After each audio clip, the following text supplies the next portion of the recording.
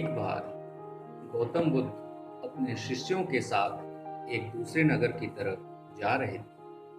तभी रास्ते में एक नदी के किनारे उन्होंने देखा कि कुछ बच्चे एक जगह खेल रहे हैं। बुद्ध ने शिष्यों से कहा कि आप सब यहीं रुको और इन बच्चों को ध्यान से देखो। बुद्ध और उनके शिष्य वहीं रुक गए और बच्चों को देखने लगे। सभी बच्चे रेत का घर बनाकर खेल रहे। बुद्ध और उनके शिष्यों ने देखा कि सभी बच्चे एक दूसरे से बड़ा घर बनाने की होड़ में। तभी एक बच्चे का पैर दूसरे बच्चे के घर पर लग जाता है और वह घर गिर जाता है।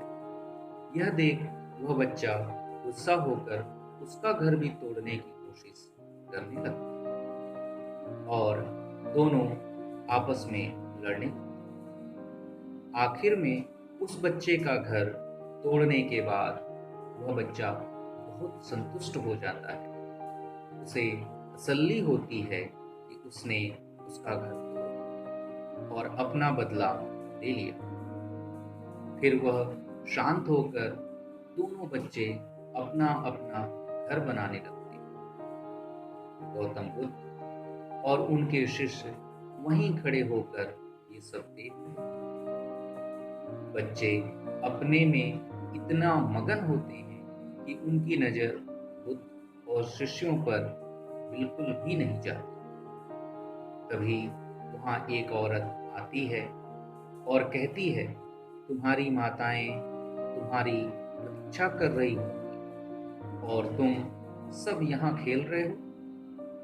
बच्चे चौंक कर देखते हैं तो शाम हो चुकी होती है और अंधेरा होने लगता है। सभी बच्चे अपने अपने घरों को कूद कूद कर तोड़ने लगते हैं। उस समय किसी बच्चे ने यह नहीं ध्यान दिया कि किसका घर टूट रहा है।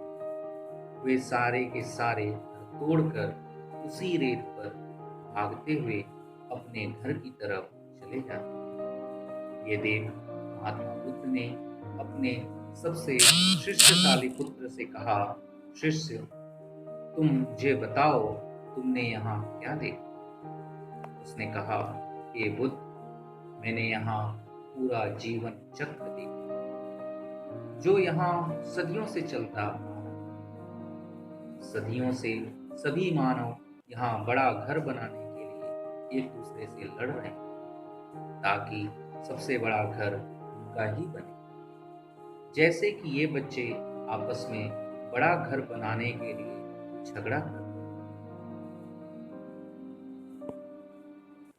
जब कोई हमसे बड़ा घर बना लेता है या अधिक संपत्ति जमा कर लेता है तो हम उसे नष्ट कर देना चाहते हैं ताकि वो बर्बाद हो जाए और इन बच्चों की ही तरह झगड़ा करके हम आपस में बैर कर देते हैं।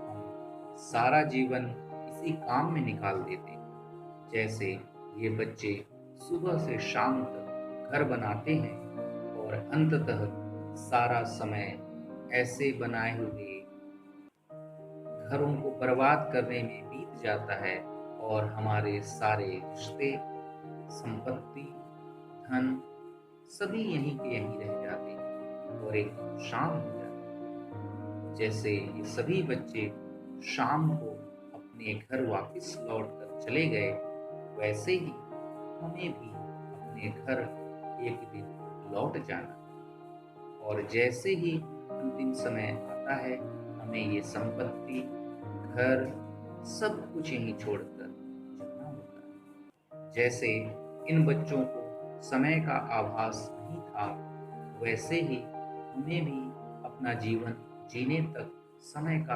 आभास नहीं हुआ और हम सुबह से लेकर शाम तक सारा जीवन इसी उत्पाद में नष्ट कर देते हैं। यह सुन बुद्ध मुस्कुराए और महात्मा बुद्ध ने अपने सभी शिष्यों से कहा, तुम मानव जीवन की कल्पना इन बच्चों के खेल से कर सकते हो क्योंकि तुम्हारे बनाए शहर, राजधानियां, नगर सब ऐसे के ऐसे ही रह जाएंगे।